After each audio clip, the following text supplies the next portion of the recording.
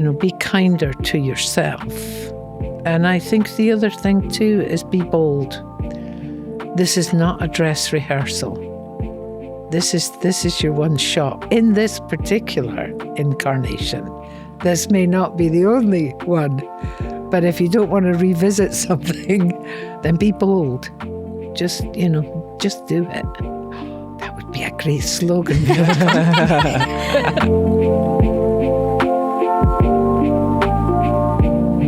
Welcome to the Quiet Knowing podcast. Today I'm honored to introduce you to our first guest for episode 1, which is Monica McIntyre.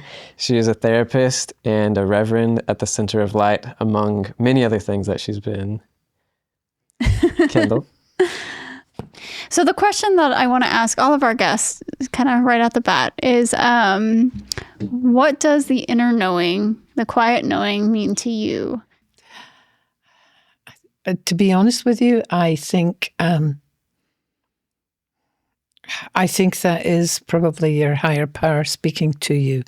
I've always been aware of, people talk about how they hear things and they get things. I know things, but it's almost, it is a quiet knowing. It arrives out of nowhere. And I just realize I know something, Yes. And so I think it's your higher power talking to you, probably. And it's different from other knowings. It's a certainty. It's a sort of, it's hard to describe, but it's definitely, I'm aware that I've been gifted something. Mm-hmm. I just don't know where it comes from or why I get that, Yeah. So I really relate to what you just said. I had lots of experiences like that too. Right. Some of them are like kind of weird and random. Absolutely. And kind of even supernatural, I'll say. And it's interesting that quite often when I think I'm going to know something, I don't. And then it'll come out of nowhere. Right. Yeah. Is that KNOW where? I don't know. Well, would you mind giving us a little bit about your background? Or a lot, if you want I have to. As much as you want to share. I have a very... I was born and raised in Scotland. I moved to the south of England when I was 18. I got married. Stayed on the south of England for a long time, like about 15, 16 years. Moved to Cambridge. When I was on the south coast, I worked for a flight simulation software company as a software engineer. I spent a couple of years with them in the US, in upstate New York. So I did that for 2 years, and then they had a company called Procyon Research that they asked me if I would get their product to marketplace. Mm-hmm. They were investing and they didn't seem to be, getting to the finish line. So I went in, I helped write all the documentation for this artificial intelligence program. So I had a couple of strikes against me when I went into this company. One was I was a woman, and the other was I did not have a degree. Okay. I'd done all of this stuff without, any qualifications. And once the company was sold, I found myself in a position I couldn't get another job in Cambridge without a degree. Mm-hmm. And a lot of other stuff happened in my life that just happened. And so I decided I would get a degree, but I was burnt out on computers. And so I decided to do a degree in psychology. So, and that's another very long story, but I ended up in Tulsa, at Tulsa University. And I did a double major undergraduate in English and psychology. Mm. Then I stayed at grad school and did a master's in psychology. Mm. And then I actually found that I needed a green card if I was going to stay here. And so a friend knew the owner of a fence company, and he agreed to sponsor me. And so, as they say, the best laid plans of mice and men gang after gley. Well, mine went a gley. So I ended up staying at the fence company for rather too many years. But in the meantime, I pursued all sorts of things. Like I did Reiki, for example, Reiki master teacher. And I've been doing hypnosis for as long as I can remember. And so I got a whole bunch of certifications in hypnosis. And then I had an opportunity where somebody asked me if I would take over the Center of Light for 4 weeks. And I said, sure, I can do that. I mean, being extremely naive, I didn't really think much about it when they said, you really need to get ordained. I was like, oh, I can do that, because it's only going to be for 4 weeks. Yeah. So I did, and that was 15 years ago. Will you give a brief description of the Center of Light? Okay, the Center of Light was actually a spin-off from Unity, which, as you know, is a national metaphysical church. It's a small spiritual center that doesn't follow rituals like most of the bigger churches. It's actually, the idea is to bring together people from all sorts of different divergent spiritual paths, and through discussion to actually move everybody forward in the direction that they need to go. So it's not trying to impose any particular dogma or any kind of specific religious beliefs.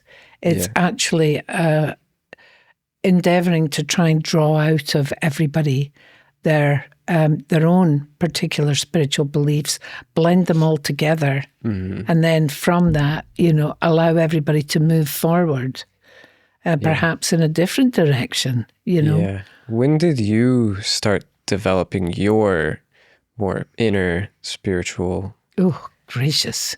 Beliefs? I've been a rebel for a very long time. Okay. I grew up in a staunch Catholic household, but my mother was a Protestant. My father was a Catholic. And although it's very sort of similar in America, Catholicism is kind of different in especially in Scotland. For example, if you're a Catholic, you go to a Catholic school. If you're a Protestant, you go to a Protestant school. Yeah. Like over here, you have Protestants at Catholic schools and everybody's paying. Nobody pays. Okay? Yeah. Over there, the only way that when I was growing up, it's slightly different now, everybody had to take a test at, sort of 12, and that would determine which of the Catholic schools that you would go to. The primary schools were from wherever you lived, but the secondary schools were on your abilities, your academic abilities. Sounds intimidating. Well, it was kind of. The test you took was the 11 plus, is what it was called, and I was 11 when I took it. Yeah. And so I have 3 other siblings. I got into Holy Cross Academy, which was the most prestigious Catholic school in Edinburgh. My sister went to St. Thomas of Aquin's, which was girls' school. I see. And both my brothers went to St. Anthony's, which was for the not so clever. They were both late developers. I mean, trust me, both my brothers are unbelievably smart. Yeah. But at that stage, they were not. So, but hey. And so I always had a problem with the fact that I can remember going home when I was about 7. I was all upset because I'd learned that my mum and my grandparents wouldn't go to heaven. They would go to purgatory because they weren't Catholic. Where the real party is. And exactly. And that really upset me. Yeah. And so, but my mum explained it. It's really interesting. The way that my mum explained it, I now know is analogous to a Hindu proverb. She said, Pet, it's like we're all trying to go up the town, which is to sort of the main street, okay? We're all trying to go up the town, but I'm going along London Road and you're going on Montgomery Street. They get to the same place, but they're just different. Yeah. And that kind of made sense to me. But I was a bit of a rebel. I used to go to the Baptist church on a Wednesday night to what they called the Band of Hope because you got a bag of buns for going. I mean, if my father knew I was there, I would not be alive and with me today. And mind you, if the Baptists knew that I was a Catholic, because I was the star. I knew all the Baptist hymns. I was the fastest in finding the Bible references, you know. But as I say, if they'd known I was Catholic, it would have been disastrous. But I think was probably in my mid-teens that I really had that seems so early for crisis. Most people. I read a book called The Razor's Edge by W. Somerset Maugham about a chap that comes back from the war. I think it was probably the First World War. I mean, I'd have to go back and reread it now. I just remember his name was Larry. And he basically came back and had an existential crisis, that he came from a very wealthy background and yet he found it so fake and he couldn't fit back in. So he took off to India. And I remember reading about, you know, how they believed in reincarnation, about, you know, coming back and having to work out your karma. And I actually wrote something out that I found in a book not that long ago in this really weird handwriting that I was trying to find my own style, you know. And I think that deeply, deeply affected me. It like resonated with you at that Absolutely. time. Yes. It really resonated with me. And so I think that was the very beginning. That was the first of it. So I should go back and read it now and see what I think of it. Yeah, that'd be interesting. Oh, yeah, wouldn't it? So... Has there been a time in your life when you kind of trusted that inner voice and it was kind of something crazy that you were not sure if it would work out, but you trusted it and it did work out? I've actually found that with really stupid things as well as with very serious things. Like, I remember once I was looking for a particular book. And I went to Borders, and I can't even remember how this came about. It was a gift. That's why it was so important. And I remember playing Hot and Cold. It was like, first of all, I asked, do they have the book? Yes. And then I went to the counter and said, I want this book. And they looked it up and they looked it up on the computer and said, we don't have it. And I thought, oh, well. But the voice said, yes, they do. So I then played Hot and Cold. And I actually found, it was actually a book called How Scotland Invented the Modern World.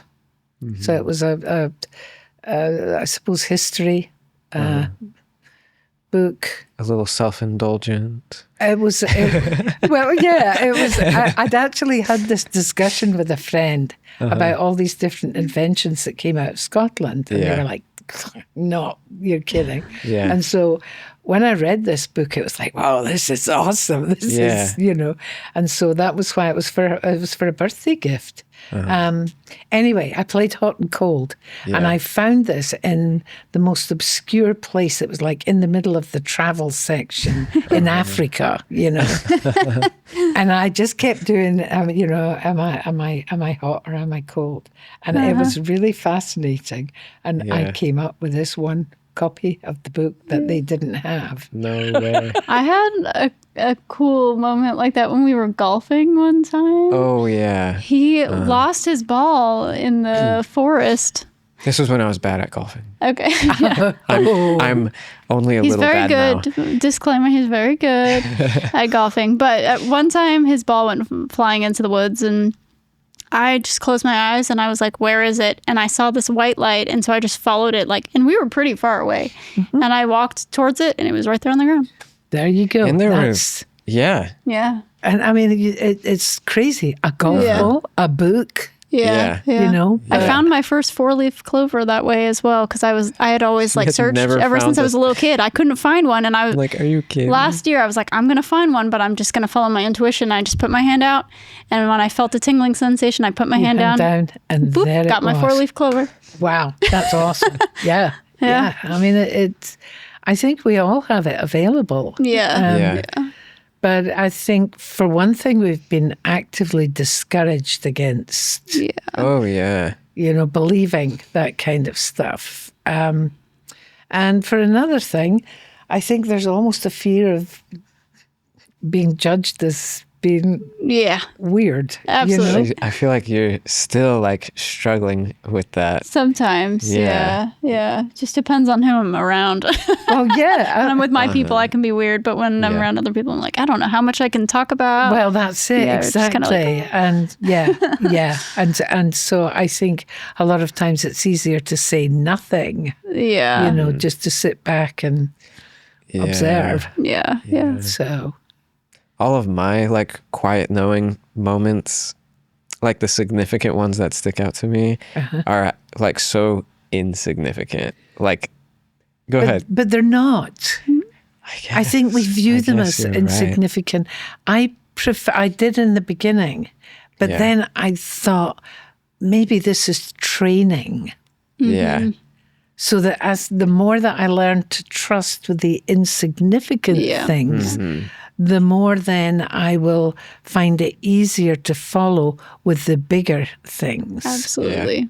Yeah. The next thing you know, you're quitting your job and you're going like I did. Yeah, moving to America. Okay, so how does one discern between their ego and their intuition?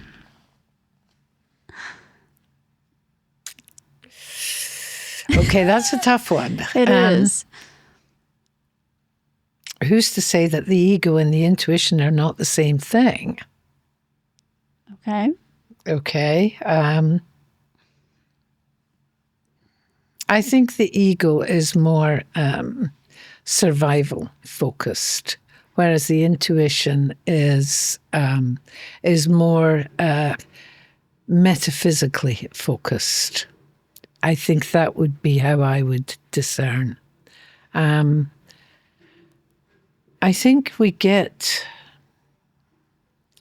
really get, thrown off by people telling us, you got to get rid of the ego. Well, I don't think you can get rid of the ego. I think it's a survival thing that was built into us. Yeah. But it's like anything else. When you feed the monster, it's like Topsy, it grows and grows and grows. And so, I think you have to be very careful about keeping things in perspective with the ego. But I think the ego also can help you intuit things.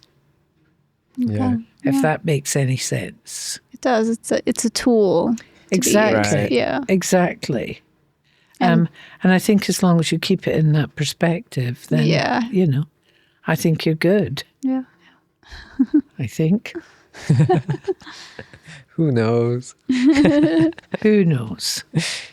whenever you're feeling overwhelmed, what's some advice that you can give, or personal experience or something where you were able to tune back into that inner knowing, that quiet voice?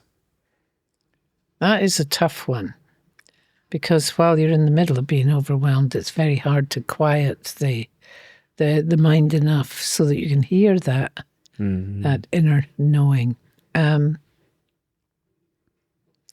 I think I have different strategies for that. Sometimes I'll make a list, because I think when you make a list, it puts it in perspective. Yeah. You know, and even though the list is 40 things on it, you look at it and you think, that's nothing, Yeah. and you can cross things off, and that brings it into, I think, I'm a huge advocate of prayer. And I will ask for, I'm so overwhelmed, please, help.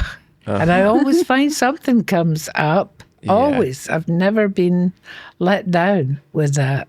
And as you know from Sunday mornings, that is how I come up with the videos I come up with. Oh, no way. I'm serious. Always wondering, do people share those with you as well? Because that must be so hard to find.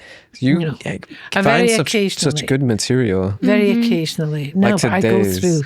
Yeah, the one we watched today was really good.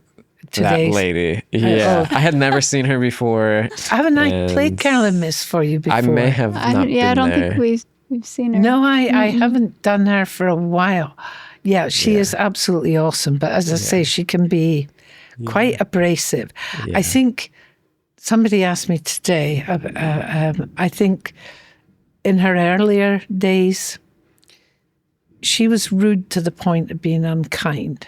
Okay. And I didn't like that. Yeah. It may have been a truth. Yeah. Yeah. But that doesn't mean to say that, you slap somebody with it and then say, there, I told you so, And that was kind of, she would be direct to the point of being rude. But always, Carolyn Mace is the one that came up with Sacred Contracts. She actually wrote a book called Sacred Contracts. And I think I've learned a lot from her over the years. I really have. I found her much more tolerable through COVID. We did quite a few of her. She did a lot of little, sort of 20-minute little talks throughout COVID that I found really helpful. Some of them were very spiritually enlightening. I need to return to them. Yeah, I need to look at more of her because, stuff. Because, there's Carolyn Miss. There were a whole load of them that were all... that is a really good point. I should do that. Maribel Starr was another... Was it Maribel? Maribel Starr. I don't remember. I'd have to look it up. Who talks a lot about Teresa of Avila. Some of her stuff was really, really good as well. I need to look back, and I used to keep a diary of, because I would come across one of the, this is great. And then it was like, we've seen this. It was like, dang. So yeah, but I maybe watch 10 to 15 videos a week trying to find. And usually what happens is by Saturday night, I'm really beginning to panic because nothing's resonating with me for that week, and that's usually when I start begging and pleading, please, please, help me. And sometimes it will happen Saturday evening, but sometimes I get up on Sunday morning at about 5:30 and start watching more. And then the perfect video will present itself. So... It's always guided by spirit. Always. Yeah. Can I turn back to more of your background? I guess not exactly your background, but more so in line with any what's been the biggest point of healing in your life for example, I was diagnosed with an anxiety disorder, but through all of the psychological and spiritual practices that I learned, was able to heal from it. Right. Yeah. So I'm curious about your healing journey. I'm still uncovering. Yeah. I'm still uncovering. Yesterday, I happened upon a video that, I mean, it blew me away, you know. It was a video about children that are ignored and feel invisible. And I've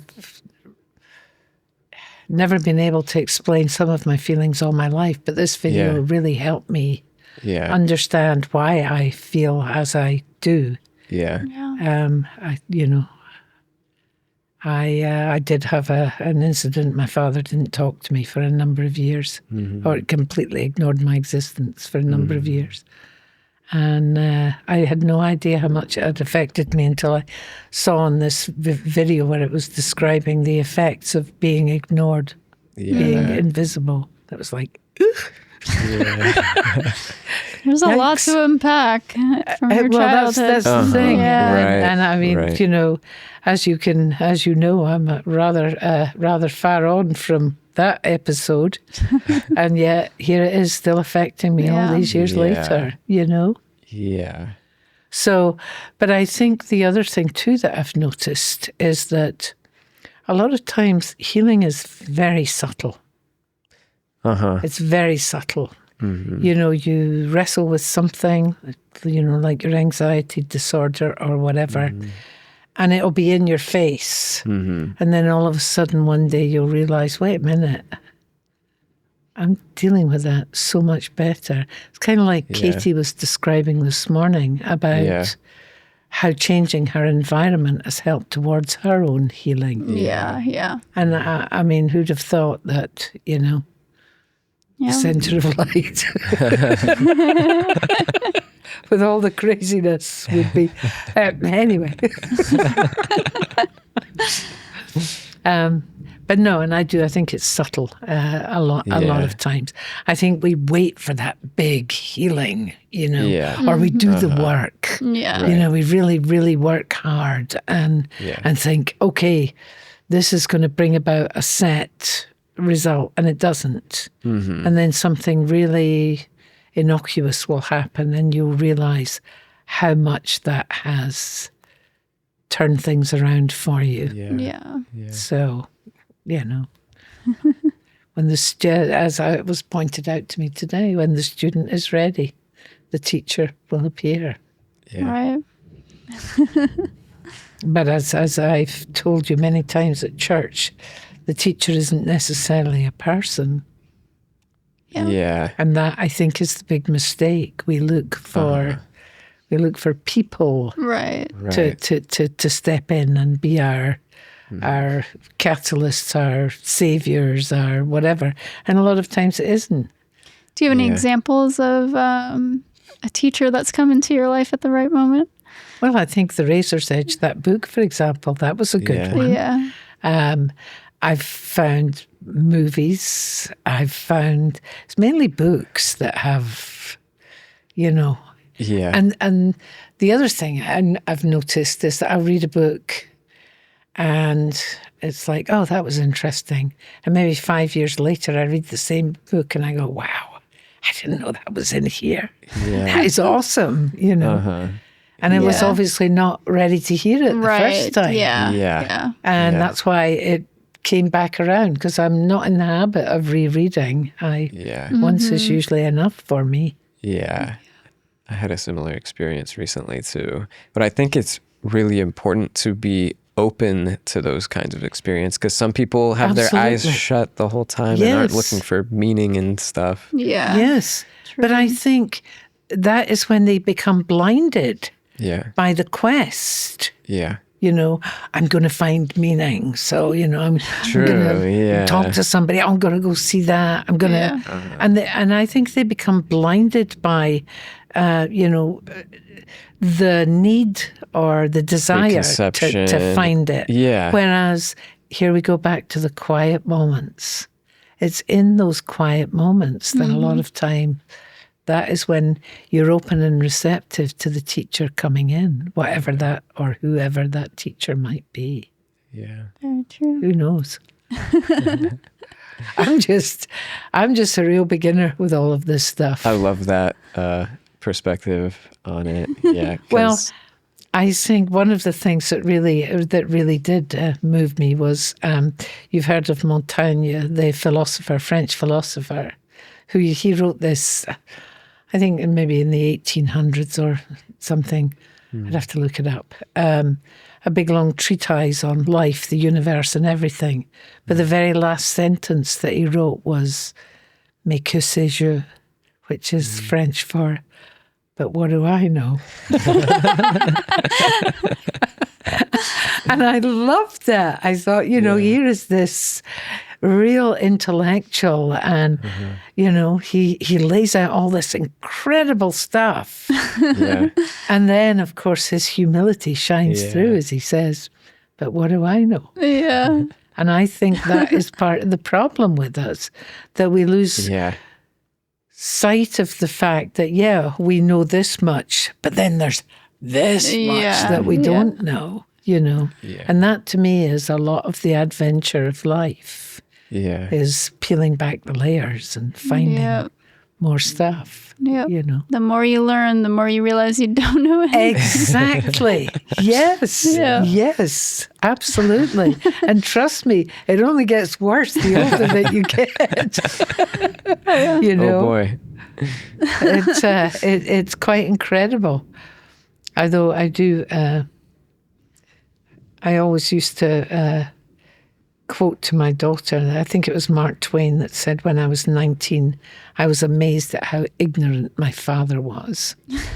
When I was 21, I was amazed at how much he'd learned in 2 years. And that's it. It's all about perspective, isn't it? Yeah. What's a book, quote, or teaching that has deeply influenced you? You read a Where lot, do you so want to start? exactly. I quote all the time at Center of Light. Everything. Shakespeare, I think the one that you'll hear me say often is, nothing is either good or bad, but thinking makes it so. I think that deeply affected me once I realised that, whatever you attribute to something can completely change it from a negative to a positive, or from a positive to a negative. But it's all about how you think about it. So that was very informative. I love Somerset Maugham. He wrote, from the earliest times, the old have rubbed it into the young that they are wiser than they. And by the time the young realised what nonsense this was, they were old too. Trust me. I love that. I loved it. Yes, yes. As I say, there's just so many. Where to start?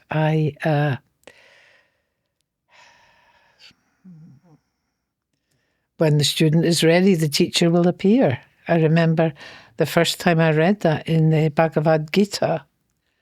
And I think in the version I had, Krishna says to Arjuna, when the student is ready, the master will appear.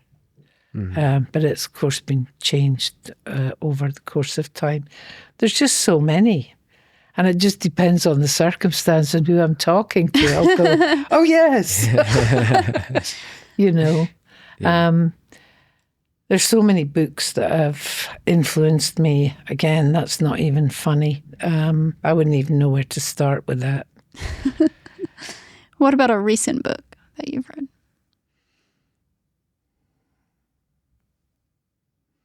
A recent book that I think... All the Way to the River by Elizabeth Gilbert, her latest novel.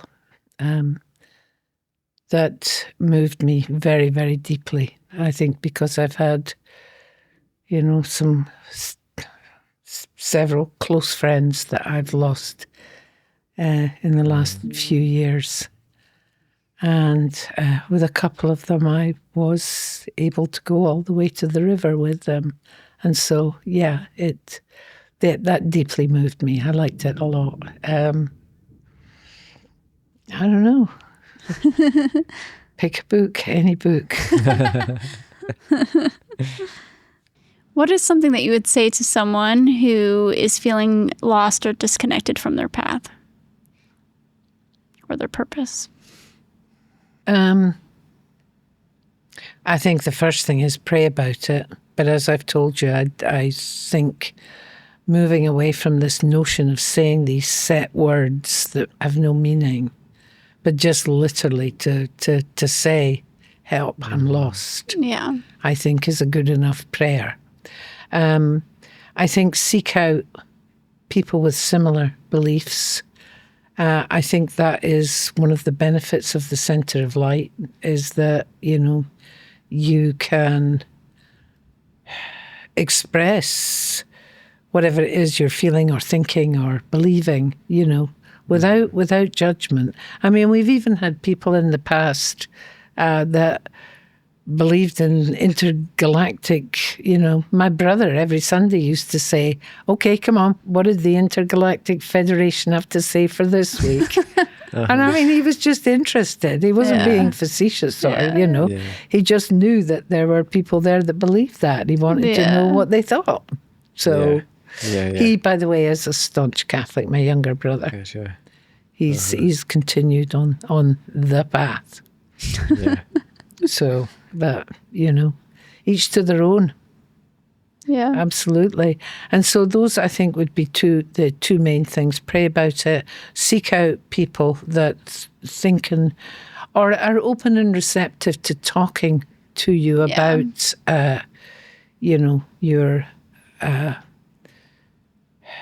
your lack. We all struggle. Some people are more conscious of being on a path than others. That's the other thing. Yeah. Some people have absolutely no concept whatsoever that anything spiritual is happening.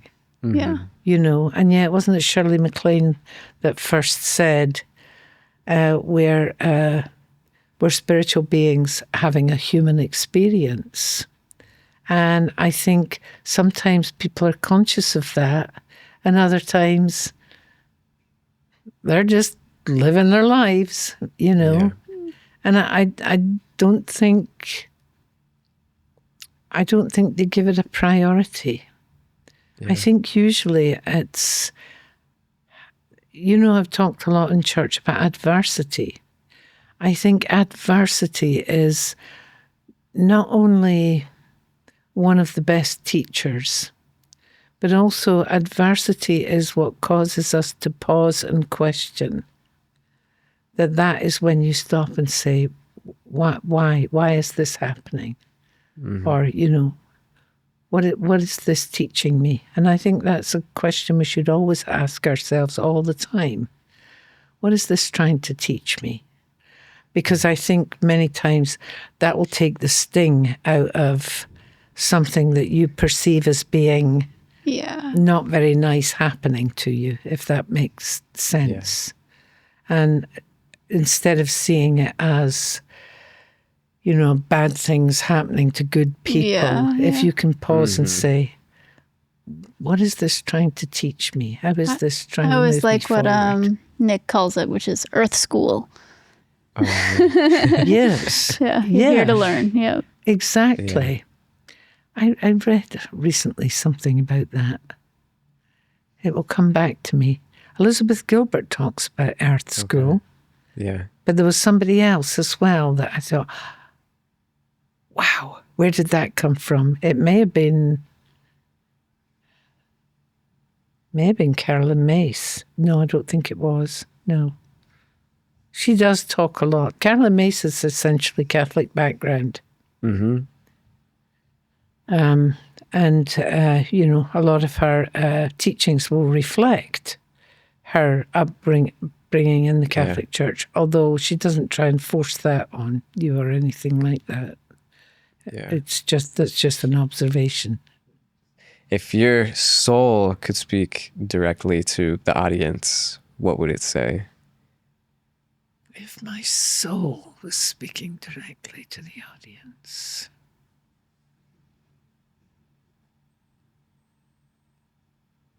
I think it would probably say, have faith. Stop wasting all your time on worrying about insignificant stuff. Because I think we do. Some of that, of course, is a function of age. Some of it is a function of upbringing. Some of it's a function of personal experience. But I think we take so much so seriously. We worry about stuff that, we get so anxious and overwhelmed by stuff. Yeah. Don't take life so seriously, But also, I think be kind to yourself. We're not. We speak horribly to ourselves. Yeah. If we listened to someone talking to our friend like that, we'd say, hey, do not speak like that. And yet we're awful. We say you're stupid and, oh my God, what an idiot. And, we beat ourselves up. So there's that. I would say, be kinder to yourself. And I think the other thing too is be bold. This is not a dress rehearsal. This is your one shot in this particular incarnation. Yeah. This may not be the only one. Yeah. But if you don't want to revisit something, then be bold. Just, just do it. That would be a great slogan. Someone should use You're that. full of original ideas, Monica. I got so many. I like what you said about how we talk to ourselves so poorly, and you wouldn't let someone talk to your friend like that. You'd stand up to them. Right. You don't really do it anymore, but there were some times a while back where you were like, having some negative self-talk. Yeah. And I would say, nobody talks to my wife like that. Good for you. I Good love for that. you. Because yes, we are horrible to ourselves. Yeah. And yet, I think if you just try and be kind in everything you do, be kind. Can't go wrong. Can't go wrong. Yeah. How can people connect with you and your work outside of the podcast?